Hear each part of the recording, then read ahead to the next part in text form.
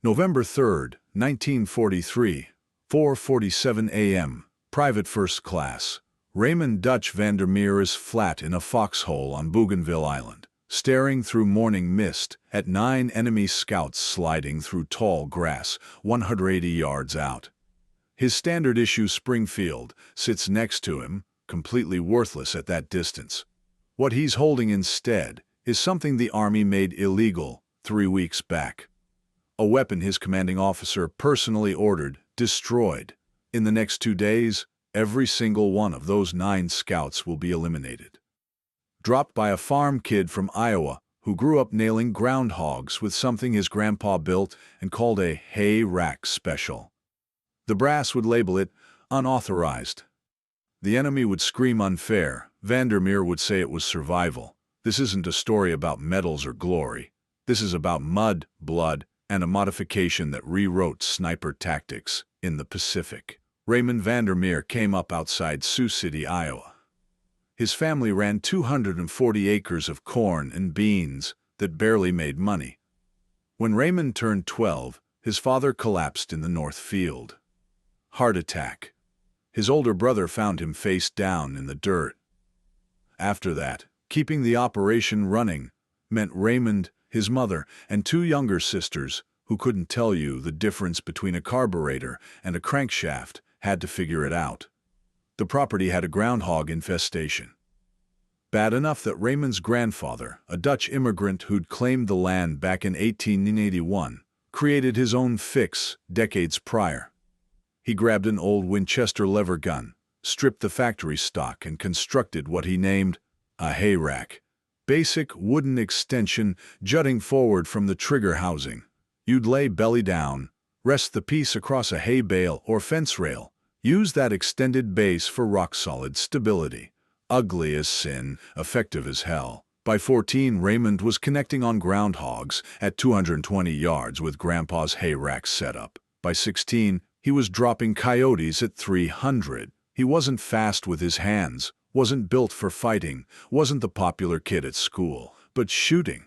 That was his single talent. Developed through pure necessity, sharpened across thousands of rounds, fired over Iowa farmland where bullets cost money and wasting shots meant going hungry. His draft notice showed up December 1942. March 1943, he's in the Pacific Theater. American infantry tactics in jungle warfare had a problem commanders didn't grasp from air-conditioned offices in Brisbane or Noumea. On paper, the M1 Garand semi-auto rifle gave U.S. troops crushing firepower superiority. 8 rounds, rapid cycling, dependable function, better than the Japanese Arisaka bolt gun in every metric that mattered.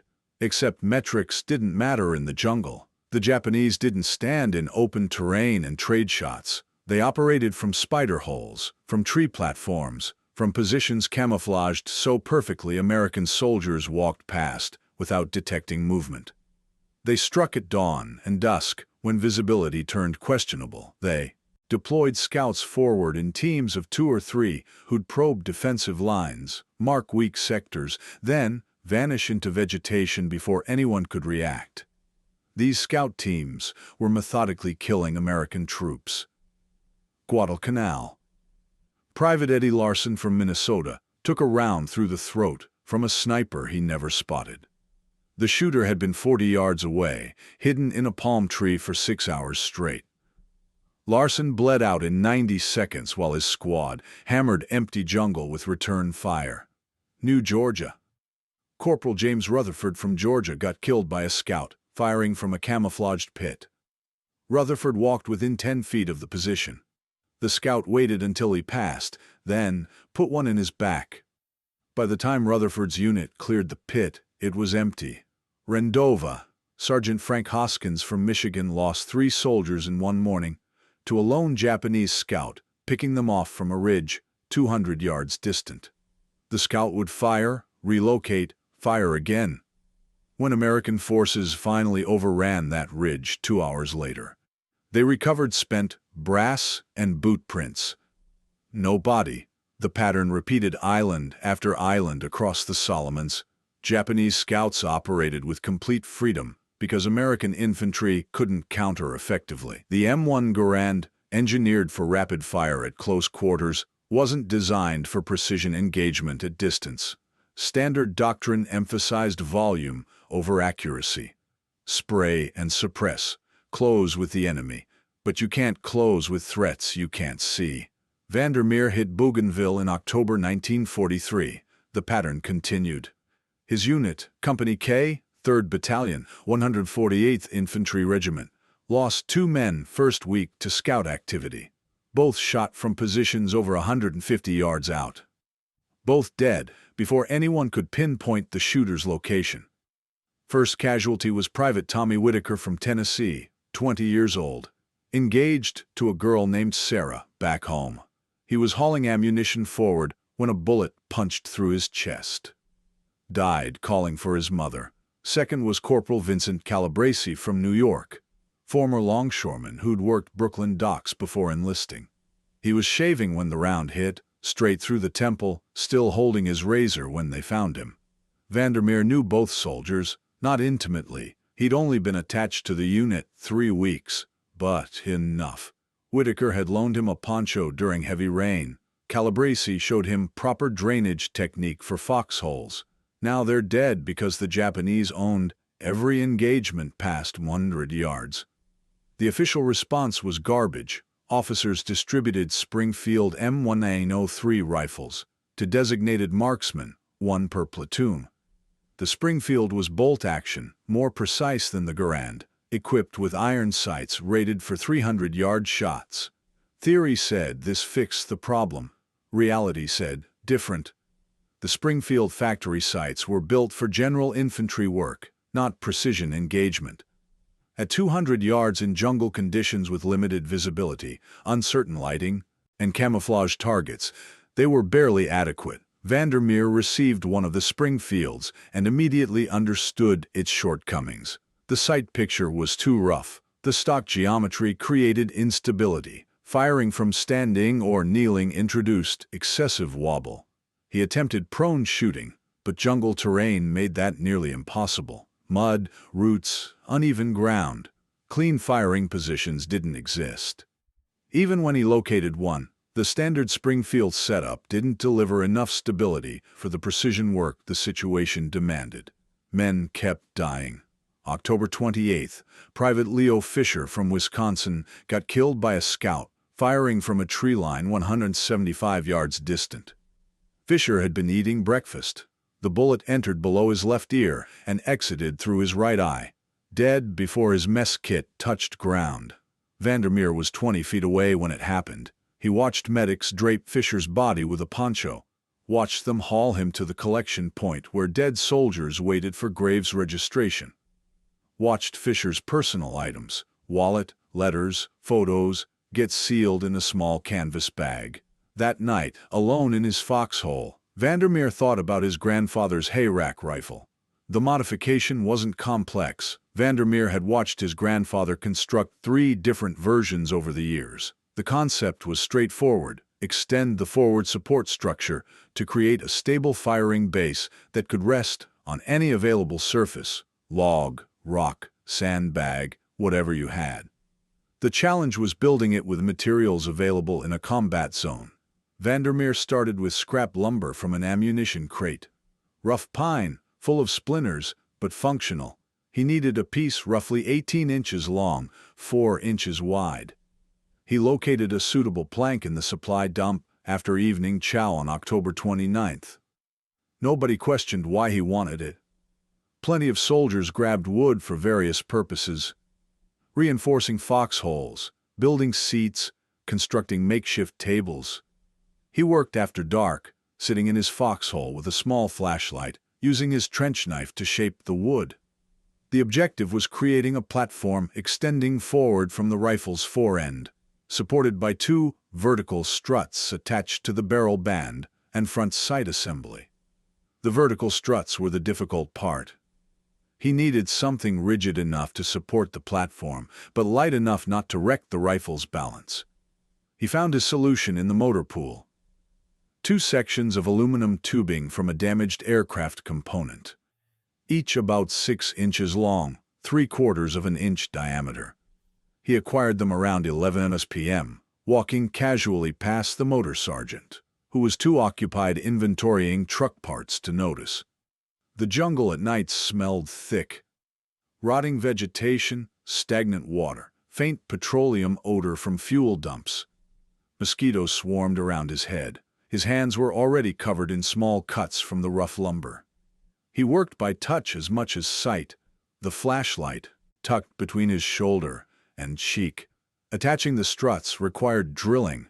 He didn't have a drill. He used a heated nail instead, warming it over a small can of sterno fuel, then forcing it through the wood to create mounting holes. The process consumed 40 minutes and left his hands blackened with soot and blistered from repeatedly gripping the hot nail with pliers. 1:15 a.m. on October 30th, he had the basic structure finished. A wooden platform extending 18 inches forward from the Springfield's forend, supported by 2 aluminum struts attached to the barrel band, with wire scavenged from communication cable. It looked absurd, ungainly, like something a farmer would slap together in a barn. But when he rested it across a sandbag and looked through the sights, the stability was incredible. The crosshairs barely shifted. The wobble that destroyed standing and kneeling shots simply vanished. He tested it next morning during a quiet period, firing 3 rounds at a tree stump 225 yards distant. All 3 shots clustered within a 6-inch circle. With standard configuration, he would have been lucky to hit the stump at all. The modification worked. It was also completely illegal. Army regulations explicitly prohibited modification of issued weapons. The official manual stated rifles will be maintained in standard configuration, without alteration of barrel, stock, or sighting mechanisms. Vandermeer's hay rack platform violated that regulation completely. If discovered during inspection, it meant court-martial, destruction of government property, possibly dishonorable discharge. He didn't care. November 1st, Corporal Danny Fletcher from Ohio got killed by a Japanese scout, operating from a ridge 190 yards from the American perimeter. Fletcher had been Vandermeer's tentmate, former auto mechanic from Akron, who'd spent the previous evening showing Vandermeer photographs of his 2 daughters. The scout fired once and vanished. Fletcher died slowly over 12 minutes, gut shot, calling for his wife. Vandermeer decided regulations could burn. Morning of November 3rd started with fog, thick, wet, clinging to the kunai grass and low jungle brush like something physical. Visibility maybe 60 yards. The Japanese used fog like this, used it to move close, probe defenses, gather intelligence. Vandermeer was on perimeter watch, positioned in a foxhole on the northeastern edge of Company K's defensive line. His hay rack Springfield rested across a sandbag covered with a poncho to keep moisture off the action. He'd said nothing to anyone about the modification. Far as his squad mates knew, it was just standard issue. The fog started lifting around 4:30 a.m., slowly, like a curtain being pulled back. At 4:47 a.m., Vandermeer saw movement. Not much, just a disturbance in the kunai grass 180 yards distant. Could have been wind. Could have been an animal. Probably wasn't. He watched through his sights, barely breathing. 30 seconds later, he saw them. Japanese scouts moving in. Loose formation, low and careful, using terrain. He counted 9 men. They were advancing toward the American line, trying to identify defensive positions before full daylight. Standard Japanese doctrine: get close, observe, withdraw, report back, then return in force. Vandermeer had maybe 10 minutes before they reached a point where they could see Company K's entire defensive layout. He didn't call for the sergeant, didn't alert anyone. The scouts were still 175 yards out. Too far for reliable M1 Garand fire. Too far for anyone else to engage effectively. Not too far for him. He settled the hay rack platform across the sandbag. Weight distributed perfectly, no wobble. He worked the bolt, chambering around, feeling the mechanical click as the action locked. The nearest scout was slightly ahead of the others, moving carefully through a gap in the kunai grass. Vandermeer put the front sight blade on the scout's chest. Exhaled, slowly. Squeezed. The Springfield cracked. The scout dropped. The other 8 froze for maybe 2 seconds. Didn't move. Didn't understand what happened. The range was too far. Americans didn't shoot accurately at this distance. Vandermeer worked the bolt, chambered another round, found the second scout, fired, another drop, clean, hit center mass. Now the remaining 7 understood. They scattered, dropped flat into the grass, started crawling backward toward the tree line, but Vandermeer could still see them. The hay rack platform gave him stability they hadn't anticipated. He tracked a third scout moving fast through the kunai, fired, hit him in the shoulder. The scout kept moving, but slowed. Vandermeer worked the bolt, fired again. The scout stopped moving. 3 down, 6 remaining. The fog was continuing to lift. Visibility improving. The scouts were trying to withdraw, but they had 180 yards of open ground to cover, and Vandermeer had a clear field of fire. A 4th scout made a run for it. Broke from cover, sprinted toward the tree line. Bad decision. Vandermeer led him by 2 feet, accounting for movement. Fired. The scout stumbled and went down hard. 4 down, 5 remaining. Now they were desperate. 2 scouts opened fire on Vandermeer's position, trying to suppress him while the others withdrew. Their Arisaka rounds cracked past his foxhole, impacting the sandbags. He ducked, waited 3 seconds, came back up. 5th scout, moving right to left at 160 yards. Vandermeer tracked him, led him slightly, fired, hit him in the leg. The scout went down but started crawling. Vandermeer chambered another round, aimed more carefully, fired again. The scout stopped crawling. 5 down, 4 remaining. The remaining scouts were falling back fast now, abandoning stealth for speed. Vandermeer fired at a 6th scout, missed, rushed the shot, pulled it left. He worked the bolt, adjusted, fired again, hit him in the back. The scout collapsed. 6 down, 3 remaining. The last 3 reached the tree line. Vandermeer fired twice more, but they were moving through heavy vegetation and he couldn't confirm hits. He watched the jungle for another 5 minutes. They were gone. The entire engagement lasted 8 minutes. Vandermeer's hands were shaking. Not from fear, from adrenaline dump. He'd just killed 6 men, possibly 7, in less time than it took to eat breakfast. He sat back in his foxhole, breathing hard, the Springfield still resting on the hay rack platform. Behind him, he heard voices. His squad mates were coming out of their positions, alerted by the shooting. Sergeant Miller arrived first. Stocky man from Pennsylvania, who'd been in the Army since 1940. "What the hell happened?" Miller demanded. "Japanese scouts," Vandermeer said. His voice sounded strange in his own ears. 9 of them. Got 6 confirmed, maybe 7. Miller stared at him. "At what range?" "Started at 180 yards.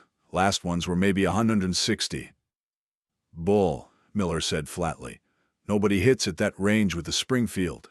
Vandermeer said nothing, just pointed at the kunai grass where bodies were visible in the improving light. Miller looked. Counted. His expression changed.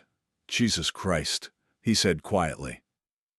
By 6:30 a.m., word had spread through Company K. The farm boy from Iowa had dropped 6, possibly 7 Japanese scouts in 8 minutes at ranges nobody thought possible with standard infantry weapons. Men came to look at Vandermeer's foxhole, at the bodies in the grass, at the rifle. That's when they noticed the hay rack platform. Corporal Bill Henderson from Kansas was first to ask about it. "What the hell is that?" He pointed at the wooden platform extending from the Springfield's forend. Vandermeer explained simply. "No embellishment. Stability platform." His grandfather used something similar for groundhogs. It eliminated wobble, made long-range shooting possible. Henderson stared at it. "That's not standard issue." "No," Vandermeer agreed. "It's not. Regulations say you can't modify weapons." "I know." Henderson looked at the bodies in the grass, looked back at the rifle. "Screw regulations," he said finally. "Can you make me one?" Private First Class Mike Sullivan from Boston overheard. "Make me one too." By noon, Vandermir had 7 requests. By evening 15. The problem was materials. Vandermir had scrounged his platform from whatever he could find, but building 15 more required resources he didn't have. Henderson solved that problem. He was the company's scrounger. Guy who could acquire anything for the right trade. Within 2 days, he'd collected enough scrap lumber, aluminum tubing, and wire to build 20 platforms. Vandermir worked at night in the supply tent, building hayrack platforms by flashlight and kerosene lamp. The process was crude but functional. Each platform took about 90 minutes to construct, cutting the wood, heating the nail to drill mounting holes, bending and attaching the aluminum struts, securing everything with wire and friction. He didn't ask permission, didn't submit paperwork, just built them and handed them out to anyone who asked. Within a week, 23 men in Company K were using modified Springfields. The effect was immediate and dramatic. November 9th. 2 Japanese scouts approached the perimeter at dawn. Private Sullivan, using a hayrack Springfield, killed both at 195 yards before they reached observation range. November 12th, 3-man scout team tried to probe the southern defensive line. Corporal Henderson dropped all 3 in less than 3 minutes. Range 210 yards.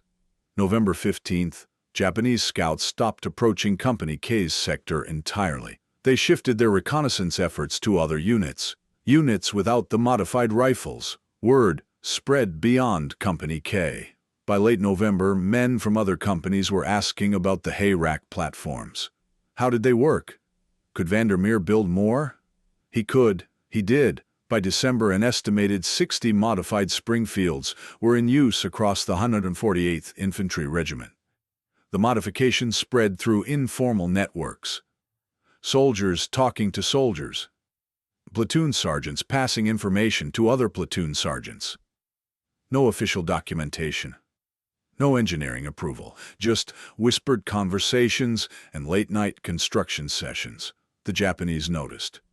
Japanese intelligence reports from late November 1943, later captured and translated, make reference to American tactical changes on Bougainville. One report dated November 28 notes enemy marksmen demonstrate unexpected capability at extended range.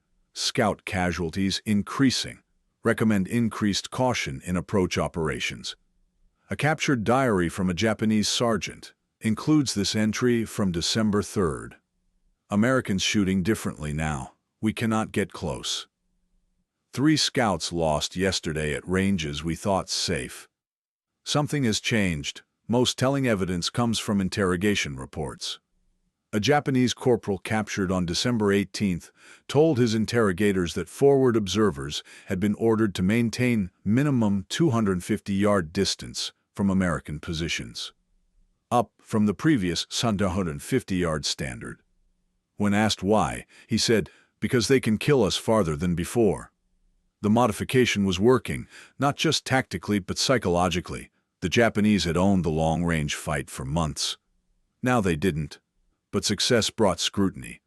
December 21st, 1943. Captain Robert Thornton conducted a surprise inspection of Company K's weapons. Thornton was West Point graduate, fastidious about regulations, the kind of officer who believed military discipline began with equipment conformity. He found 23 modified Springfields in the first hour. "What is this?" Thornton said, standing in the company area holding one of the hayrack rifles. Sergeant Miller attempted to explain. The modification improved accuracy. It was saving lives. Scout casualties had dropped dramatically since implementation. Thornton cut him off. "This is unauthorized modification of government property, direct violation of Army regulations." He turned to Miller. "Who's responsible?" Miller hesitated. "I don't know, sir. The men just started showing up with them." Thornton didn't believe him. "Somebody built these. I want a name." Nobody spoke. Thornton's face reddened. "Fine. All modified weapons will be confiscated immediately, destroyed. Anyone found with a modified rifle after 6 p.m. today will face court-martial. He meant it. By evening, 23 hayrack platforms had been removed from Springfields and burned. Vandermir watched them go into the fire pit. Wood and aluminum melting into ash. Felt something cold settle in his chest.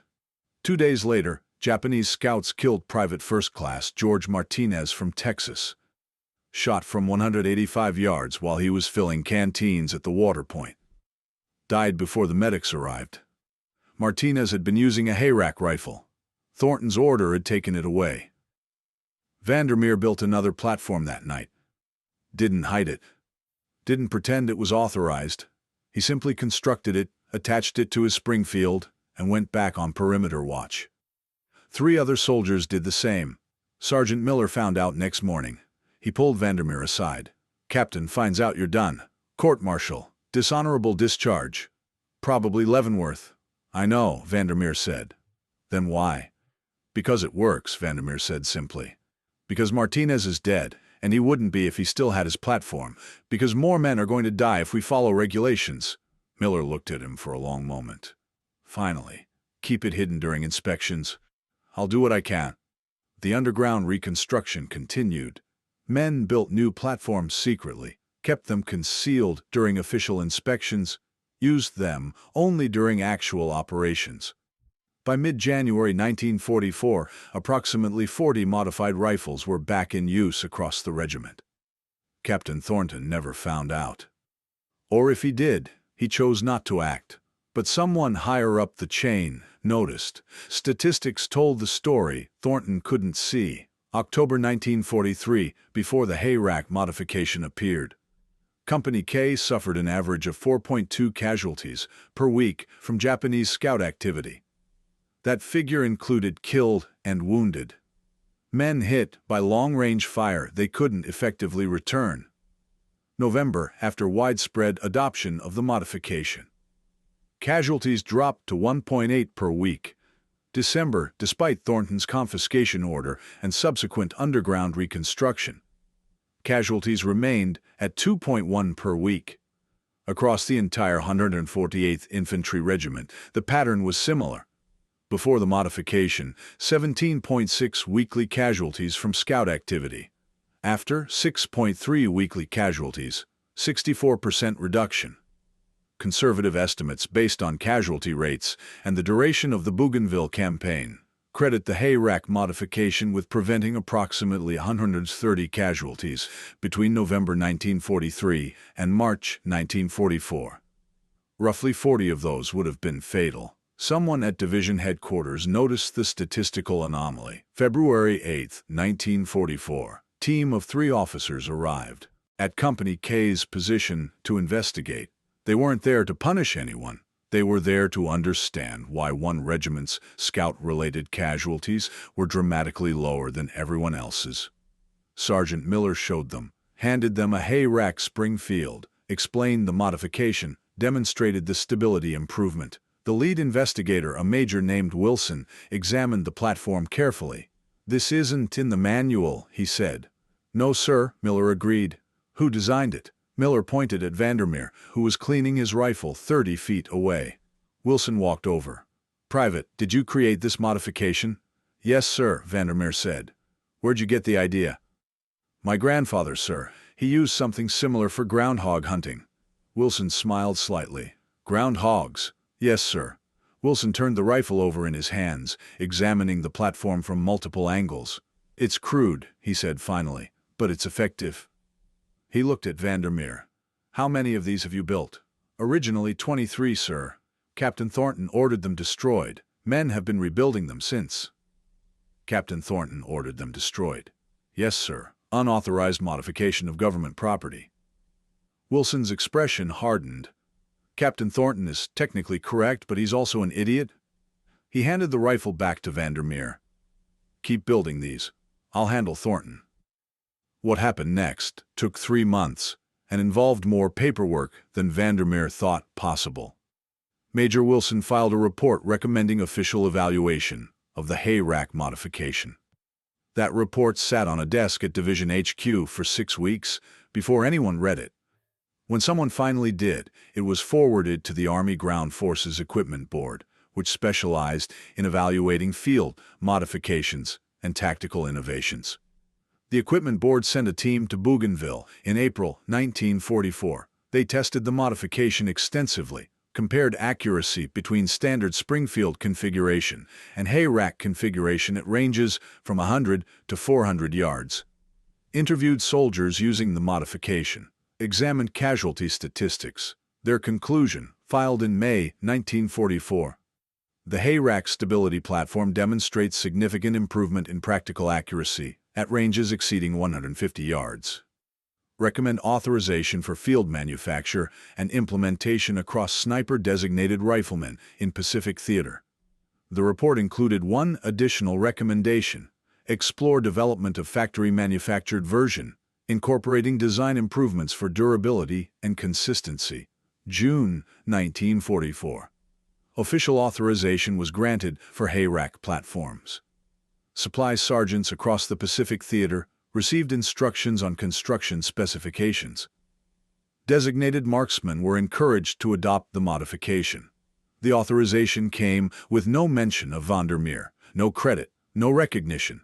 Official documentation attributed the innovation to field development by combat units in response to tactical requirements. Vandermir didn't care. He'd built the platforms to save lives, not to get medals. By August 1944, an estimated 800 hay rack Springfields were in use across the Pacific. By war's end, that number exceeded 2,000. The modification became standard enough that Japanese intelligence reports from 1945 routinely reference American platform rifles as a distinct tactical threat. After the war ended, Vandermir returned to Iowa. He took over his family's farm in spring 1946. Married a woman named Eleanor he'd known since high school. Spent the next 43 years growing corn and soybeans on the same 240 acres his grandfather had homesteaded. He never talked much about the war. When asked, he would say he'd been infantry, that he'd served in the Pacific, then change the subject. The hay rack rifle hung above his workshop bench. The original one he'd built in October 1943, smuggled home in his duffel bag. He used it occasionally for groundhogs. Still working, a military historian researching Pacific Theater tactical innovations tracked Vandermir down through veteran records. The historian wanted to interview him about the hay rack modification, about how it developed, about its impact. Vandermir agreed reluctantly. The interview was brief. The historian asked about the modification's origin. Vandermir explained about his grandfather, about the groundhogs, about watching men die because they couldn't shoot back effectively. "Did you know," the historian asked, "your modification is credited with saving approximately 200 lives?" Vandermir shook his head. "I just built what made sense. You were never officially recognized for it. Didn't need to be. Doesn't that bother you?" Vandermir considered the question. "No," he said finally. "I didn't do it for recognition. I did it because Fletcher and Martinez and Whitaker deserved better than dying to scouts they couldn't see." The historian's research eventually became a chapter in a book about field innovations in World War II. The book mentioned Vandermir by name, credited him with developing the hay rack platform, estimated its life-saving impact. Vandermir never read it. Eleanor bought a copy, but he left it on the shelf. Raymond Vandermir died March 14, 1989, at age 66, from complications of emphysema. His obituary in the Sioux City Journal mentioned he'd served in the Army during World War II, that he'd farmed for 43 years. He was survived by his wife, 3 children, and 7 grandchildren. Made no mention of the hay rack rifle, made no mention of Japanese scouts or casualty statistics or tactical innovations. His grandson inherited the original hay rack, Springfield. It hangs in a gun safe in Des Moines, crude wooden platform, attached to a 1943 Springfield M1 Enos 3, built by a farm boy who solved problems the way farmers do, with whatever materials were available, and zero concern for official approval. The broader lesson here isn't about rifles or modifications or even tactical innovation. It's about initiative. War doesn't wait for authorization, doesn't wait for engineering studies or committee approvals or official doctrine revisions. Men die while paperwork circulates. The hay rack platform worked because someone recognized a problem, had the skill to solve it, and the courage to act despite institutional resistance. Not through generals or colonels or West Point graduates, through a private first class from Iowa who'd spent his childhood shooting groundhogs and couldn't stomach watching more men die for lack of a solution. That's how real innovation happens in war, not through official channels, through soldiers who see what needs fixing and fix it, through sergeants who look the other way, through majors who recognize effectiveness when they see it and are willing to fight their own bureaucracy. The hay rack platform eventually became official doctrine, got integrated into sniper training programs, influenced post-war rifle design, saved hundreds of lives. But it started as an illegal modification, built at night by a farm boy with a trench knife and scrap lumber who decided that regulations mattered less than keeping his friends alive. Sometimes that's all it takes. One person, one idea, one decision to act. The rest is just paperwork. If you found this story compelling, please like this video, subscribe to stay connected with these untold histories, leave a comment telling us where you're watching from. Thank you for keeping these stories alive.